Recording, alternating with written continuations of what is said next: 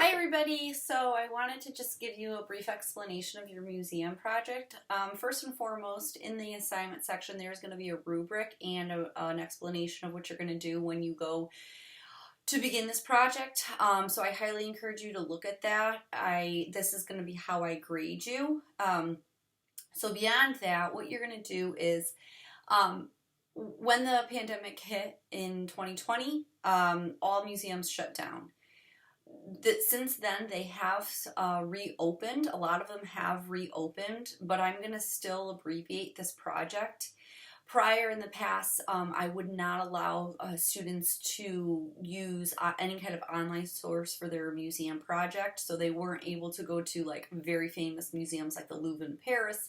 I actually sent them as a requirement to go to an established museum and actually enter it and select two works of art. Most of my students in the past have selected either the Wadsworth or the New Britain Museum of American Art, both of which are open and both of which you can go and get a discount, or I believe you could go free on weekends because you are students at Tunxus.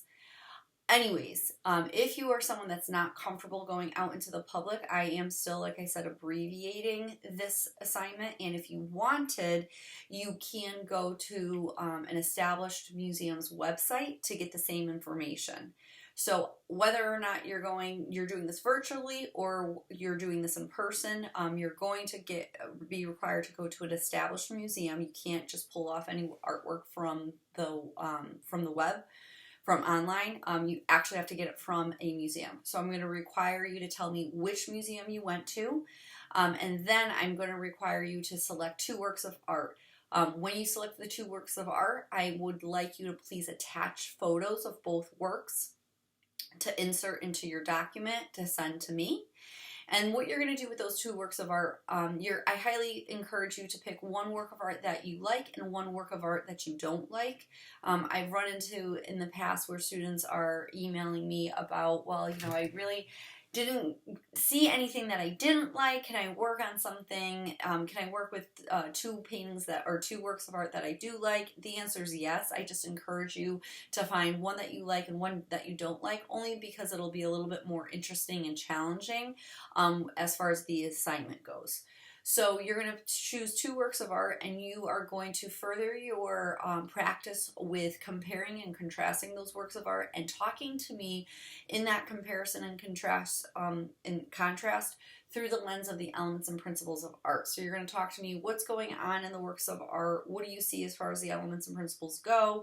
If there's one that you like and one that you don't like, you're going to talk to me through the lens of why you like them or don't like them, and then you're going to look and compare them. And that's why I say if you do one that you like and one that you don't like, it makes for a little bit more of an interesting comparison, just because you will find, sometimes you find a lot of similarities even though you don't like the two, and so the conclusion might be a little bit interesting to write from your perspective.